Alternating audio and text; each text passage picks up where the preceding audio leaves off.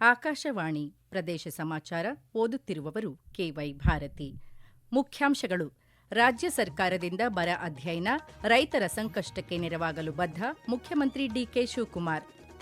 ರಾಜ್ಯಕ್ಕೆ ಹೆಚ್ಚಿನ ಬಂಡವಾಳ ಆಕರ್ಷಿಸುವ ನಿಟ್ಟಿನಲ್ಲಿ ಅಮೆರಿಕ ಕಾನ್ಸುಲೇಟ್ ಜನರಲ್ ಜೊತೆ ಸುದೀರ್ಘ ಸಮಾಲೋಚನೆ, ಸಚಿವ ಎಂಬಿ ಪಾಟೀಲ್. ಏಕೀಕೃತ ಕರ್ನಾಟಕದ ಮೊದಲ ಮುಖ್ಯಮಂತ್ರಿ ಎಸ್ ನಿಜಲಿಂಗಪ್ಪ ಪುಣ್ಯಸ್ಮರಣೆ ಸಂದರ್ಭದಲ್ಲಿಂದು ಅವರಿಗೆ ಗೌರವ ನಮನ. ರಾಜ್ಯದ ಕರಾವಳಿ, ದಕ್ಷಿಣ ಒಳನಾಡಿನಲ್ಲಿ ಭಾರೀ ಮಳೆ ಮುನ್ಸೂಚನೆ, ಮೀನುಗಾರರು ಸಮುದ್ರಕ್ಕೆ ಇಳಿಯದಂತೆ ಎಚ್ಚರಿಕೆ. ರಾಜ್ಯದ ವಿವಿಧ ಭಾಗಗಳಿಗೆ ಸಚಿವರು ತೆರಳಿ ಬರ ಅಧ್ಯಯನ ನಡೆಸುತ್ತಿದ್ದಾರೆ ಎಂದು ಮುಖ್ಯಮಂತ್ರಿ ಡಿಕೆ ಶಿವಕುಮಾರ್ ತಿಳಿಸಿದ್ದಾರೆ. ಸಚಿವರು ಖುದ್ದು ರೈತರ ಜಮೀನುಗಳಿಗೆ ತೆರಳಿ ಬೆಳೆ ಹಾನಿ, ಮೇವಿನ ಅಭಾವ ಹಾಗೂ ಕುಡಿಯುವ ನೀರಿನ ಸಮಸ್ಯೆಗಳ ಕುರಿತು ಮಾಹಿತಿ ಕಲೆ ಹಾಕುತ್ತಿದ್ದಾರೆ ಎಂದು ಸಾಮಾಜಿಕ ಮಾಧ್ಯಮದಲ್ಲಿ ಮುಖ್ಯಮಂತ್ರಿ ತಿಳಿಸಿದ್ದಾರೆ. ಸಂಕಷ್ಟದಲ್ಲಿರುವ ರೈತರ ಬೆನ್ನಿಗೆ ನಿಂತು ಅವರ ಬದುಕನ್ನು ರಕ್ಷಿಸಲು ಸರ್ಕಾರ ಬದ್ಧವಾಗಿದೆ ಎಂದು ಮುಖ್ಯಮಂತ್ರಿ ಡಿಕೆ ಶಿವಕುಮಾರ್ ಭರವಸೆ ನೀಡಿದ್ದಾರೆ. ರಾಯಚೂರು ಜಿಲ್ಲೆಯಲ್ಲಿ ಬರ ಅಧ್ಯಯನ ಆರಂಭಿಸಿರುವ ಸಚಿವ ಡಾ ಅಜಯ್ ಧರಂಸಿಂಗ್ ಎರಡನೇ ದಿನವಾದ ಇಂದು ಜಿಲ್ಲೆಯ ವಿವಿಧ ತಾಲೂಕುಗಳಲ್ಲಿ ಬರ ಪರಿಶೀಲನೆ ನಡೆಸಿದರು. ಜಿಲ್ಲೆಯ ಮಾನ್ವಿ, ಮಸ್ಕಿ ಹಾಗೂ ಸಿಂಧನೂರು ತಾಲೂಕಿನಲ್ಲಿ ಬರ ನಷ್ಟಕ್ಕೆ ಒಳಗಾದ ವಿವಿಧ ಪ್ರದೇಶಕ್ಕೆ ಭೇಟಿ ನೀಡಿ ಪರಿಶೀಲನೆ ಕೈಗೊಂಡರು. ಇಂದು ಬೆಳಗ್ಗೆ ಮಸ್ಕಿ ತಾಲೂಕಿನ ಸಂತೇಕಲ್ಲೂರು ಗ್ರಾಮದಲ್ಲಿ ತೇವಾಂಶ ಕೊರತೆಯಿಂದ ಬಾಧಿತ ತೊಗರಿ ಬೆಳೆಯ ಕ್ಷೇತ್ರ ವೀಕ್ಷಣೆ ಮಾಡಿ, ನಂತರ ಗುಡದೂರು ಗ್ರಾಮದಲ್ಲಿ ತೇವಾಂಶ ಕೊರತೆಯಿಂದ ಬಾಧಿತ ಸೂರ್ಯಕಾಂತಿ, ತೊಗರಿ ಹಾಗೂ ಹತ್ತಿ ಬೆಳೆಯ ಕ್ಷೇತ್ರ ವೀಕ್ಷಣೆ ಮಾಡಿದರು. ಬಳಿಕ ಹಸಕಮಲ್ ಗ್ರಾಮದ ಬಹುಗ್ರಾಮ ಕುಡಿಯುವ ನೀರಿನ ಯೋಜನೆ, ಸಿಂಧನೂರು ತಾಲೂಕಿನ ಜವಳಗೇರ ಗ್ರಾಮದಲ್ಲಿ ಹತ್ತಿ ಬೆಳೆಯ ಕ್ಷೇತ್ರ ಹಾಗೂ ಪನ್ನಿಗನೂರು ಗ್ರಾಮದಲ್ಲಿ ಸೂರ್ಯಕಾಂತಿ ಹಾಗೂ ಹತ್ತಿ ಬೆಳೆಯ ಕ್ಷೇತ್ರ, ನಂತರ ಮಾನ್ವಿ ತಾಲೂಕಿನ ಹಿರೇಕೊಟ್ಟೆಕಲ್ ಹೋಬಳಿಯ ಪೋತನಾಳ್ ಗ್ರಾಮದಲ್ಲಿ ಹತ್ತಿ ಬೆಳೆಯ ಕ್ಷೇತ್ರ ವೀಕ್ಷಣೆ ಮಾಡಿದರು.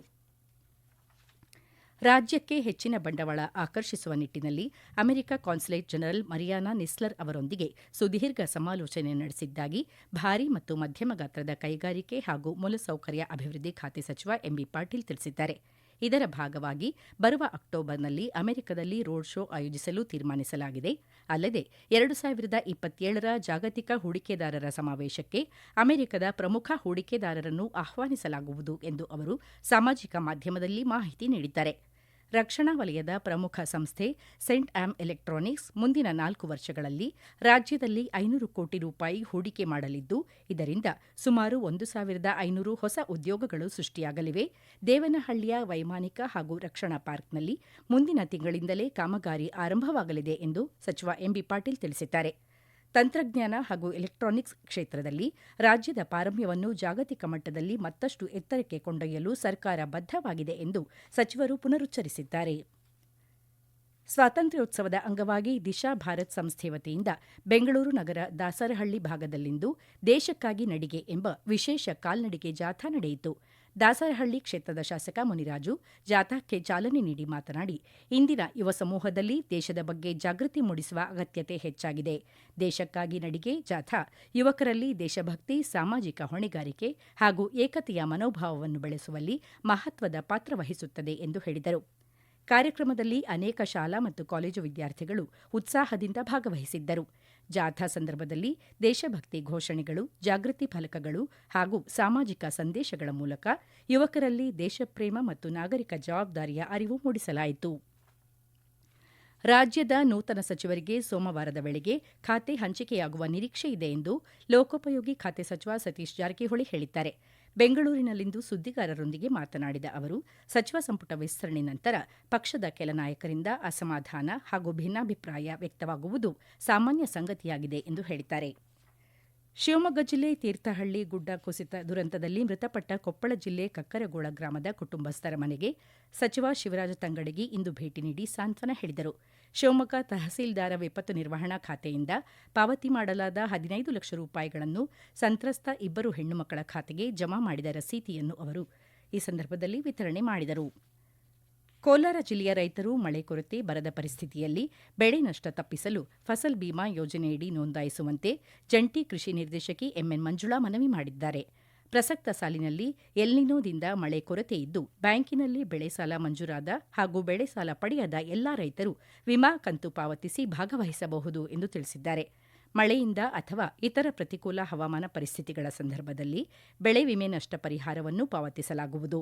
ಇದುವರೆಗೆ 28,488 ರೈತರು ನೋಂದಣಿಯಾಗಿದ್ದು, ಇನ್ನೂ ಹೆಚ್ಚಿನ ಸಂಖ್ಯೆಯಲ್ಲಿ ನೋಂದಣಿಯಾಗುವಂತೆ ಮನವಿ ಮಾಡಿದ್ದಾರೆ. ನೀರಾವರಿ ರಾಗಿ, ಮಳೆಯಾಶ್ರಿತ ರಾಗಿ ಹಾಗೂ ನೀರಾವರಿ ಭತ್ತದ ಬೆಳೆ ವಿಮೆಗೆ ಇದೇ 14ರೊಳಗೆ ನೋಂದಣಿ ಮಾಡಿಕೊಳ್ಳಬಹುದು ಎಂದು ಅವರು ತಿಳಿಸಿದ್ದಾರೆ. ಪ್ರದೇಶ ಸಮಾಚಾರ ಕೇಳುತ್ತಿದ್ದೀರಿ. ನಮ್ಮ ಎಲ್ಲಾ ರಾಷ್ಟ್ರೀಯ ವಾರ್ತೆಗಳು ಹಾಗೂ ಪ್ರದೇಶ ಸಮಾಚಾರ ಈಗ ಆಕಾಶವಾಣಿ ನ್ಯೂಸ್ ಕನ್ನಡ ಯೂಟ್ಯೂಬ್ ಚಾನೆಲ್ನಲ್ಲಿ ಲಭ್ಯ. ನಮ್ಮ ಎಕ್ಸ್ ಖಾತೆ ಮತ್ತು ಇನ್ಸ್ಟಾಗ್ರಾಂ ಖಾತೆ ಆಕಾಶವಾಣಿ ನ್ಯೂಸ್ ಕನ್ನಡ. ಹೆಚ್ಚಿನ ಮಾಹಿತಿಗಾಗಿ ನಮ್ಮ ಫೇಸ್ಬುಕ್ ಖಾತೆ AIR ಕನ್ನಡ ನ್ಯೂಸ್ ಅನುಸರಿಸಿ. ಮಾಹಿತಿಯ ಹೂರಣ ವಾರದ ಕಾರ್ಯಕ್ರಮ ಪ್ರಚಲಿತ ವಿದ್ಯಮಾನ ಪ್ರತಿ ಬುಧವಾರ 9:15ಕ್ಕೆ. ಏಕೀಕೃತ ಕರ್ನಾಟಕದ ಮೊದಲ ಮುಖ್ಯಮಂತ್ರಿ ದಿವಂಗತ ಎಸ್ ನಿಜಲಿಂಗಪ್ಪ ಅವರ ಪುಣ್ಯಸ್ಮರಣೆ ಸಂದರ್ಭದಲ್ಲಿಂದು ಅವರಿಗೆ ಗೌರವ ನಮನ ಸಲ್ಲಿಸಲಾಗುತ್ತಿದೆ. ಮುಖ್ಯಮಂತ್ರಿ ಡಿಕೆ ಶಿವಕುಮಾರ್ ಬೆಂಗಳೂರಿನ ವಿಧಾನಸೌಧದ ಪಶ್ಚಿಮ ದ್ವಾರದಲ್ಲಿರುವ ಅವರ ಪ್ರತಿಮೆ ಬಳಿ ಭಾವಚಿತ್ರಕ್ಕೆ ಪುಷ್ಪಾರ್ಚನೆ ಮಾಡಿ ಗೌರವ ಸಲ್ಲಿಸಿದರು. ಕರ್ನಾಟಕದ ಏಕೀಕರಣ, ಆಡಳಿತ ಸುಧಾರಣೆ, ಶಿಕ್ಷಣ ಹಾಗೂ ರಾಜ್ಯದ ಸಮಗ್ರ ಅಭಿವೃದ್ಧಿಗೆ ನಿಜಲಿಂಗಪ್ಪ ಅವರು ನೀಡಿದ ಕೊಡುಗೆಗಳು ಸದಾ ಸ್ಮರಣೀಯ. ಜನಪರ ಆಡಳಿತಕ್ಕೆ ಮಾದರಿಯಾಗಿದ್ದ ಅವರ ಜೀವನ ಹಾಗೂ ಆದರ್ಶಗಳು ಎಲ್ಲರಿಗೂ ಸ್ಫೂರ್ತಿ ಎಂದು ಈ ಸಂದರ್ಭದಲ್ಲಿ ನೀಡಿದ ಸಂದೇಶದಲ್ಲಿ ಮುಖ್ಯಮಂತ್ರಿ ತಿಳಿಸಿದ್ದಾರೆ. ಉಪಮುಖ್ಯಮಂತ್ರಿ ಡಾ ಜಿ. ಪರಮೇಶ್ವರ್, ನಾಡು ಕಂಡ ಧೀಮಂತ ನಾಯಕ, ಶರಾವತಿ ವಿದ್ಯುತ್ ಯೋಜನೆ ಸೇರಿದಂತೆ ಹಲವಾರು ಅಭಿವೃದ್ಧಿ ಯೋಜನೆಗಳ ಮೂಲಕ ನಾಡಿನ ಪ್ರಗತಿಗೆ ಅವರು ನೀಡಿದ ಕೊಡುಗೆಗಳು ಸ್ಮರಣೀಯ. ಅವರ ಆದರ್ಶಗಳು ಮತ್ತು ಜನಸೇವೆಯ ಬದ್ಧತೆ ಎಲ್ಲರಿಗೂ ಸ್ಫೂರ್ತಿಯಾಗಿದೆ ಎಂದು ಸಾಮಾಜಿಕ ಜಾಲತಾಣದಲ್ಲಿ ತಿಳಿಸಿದ್ದಾರೆ.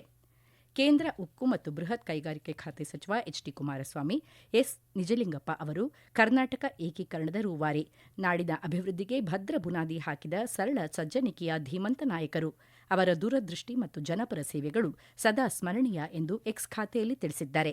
ಸಚಿವ ಎಂಬಿ ಪಾಟೀಲ್, ನವ ಕರ್ನಾಟಕ ನಿರ್ಮಾಣದ ಕನಸು ಹೊತ್ತು ಶರಾವತಿ ಜಲವಿದ್ಯುತ್, ಕಾಳಿ ವಿದ್ಯುತ್ ಯೋಜನೆ ಸೇರಿದಂತೆ ಹಲವು ಯೋಜನೆಗಳನ್ನು ಎಸ್ ನಿಜಲಿಂಗಪ್ಪ ಅವರು ಜಾರಿಗೊಳಿಸಿರುವುದು ಸ್ಮರಣೀಯ ಎಂದು ಸಾಮಾಜಿಕ ಮಾಧ್ಯಮದಲ್ಲಿ ತಿಳಿಸಿದ್ದಾರೆ.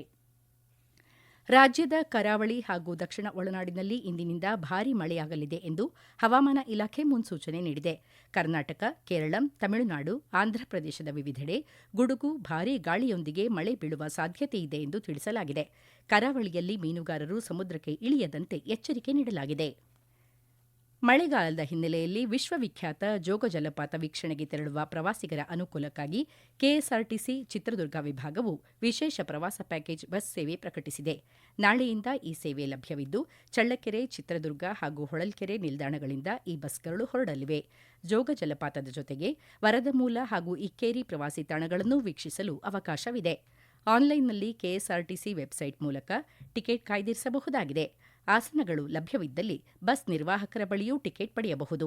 ಈ ವಿಶೇಷ ಪ್ಯಾಕೇಜ್ಗೆ ಶಕ್ತಿ ಯೋಜನೆ ಅನ್ವಯಿಸುವುದಿಲ್ಲ ಎಂದು ಕೆಎಸ್ಆರ್ಟಿಸಿ ಅಧಿಕಾರಿಗಳು ತಿಳಿಸಿದ್ದಾರೆ. ರಾಜ್ಯ ಮಕ್ಕಳ ಹಕ್ಕುಗಳ ರಕ್ಷಣಾ ಆಯೋಗದ ಅಧ್ಯಕ್ಷ ಸಂತೋಷ್ ಕುಮಾರ್ ಹಾಗೂ ಸದಸ್ಯ ಸತ್ಯನಾರಾಯಣ ಶೆಟ್ಟಿ ಕೊಪ್ಪಳ ಜಿಲ್ಲೆಯ ವಿವಿಧ ಮಕ್ಕಳ ವಸತಿ ನಿಲಯಗಳು, ಶಾಲೆಗಳು, ಪೊಲೀಸ್ ಠಾಣೆಗಳು ಹಾಗೂ ಆಸ್ಪತ್ರೆಗಳಿಗೆ ಭೇಟಿ ನೀಡಿ ಮಕ್ಕಳಿಗೆ ಕಲ್ಪಿಸಲಾಗಿರುವ ಸೌಲಭ್ಯಗಳ ಕುರಿತು ಸಮಗ್ರ ಪರಿಶೀಲನೆ ನಡೆಸಿದರು. ಈ ಸಂದರ್ಭದಲ್ಲಿ ಸ್ವಚ್ಛತೆ ಹಾಗೂ ವಿದ್ಯಾರ್ಥಿಗಳಿಗೆ ನೀಡುವ ಆಹಾರದ ಗುಣಮಟ್ಟವನ್ನು ಪರಿಶೀಲಿಸಿದರು.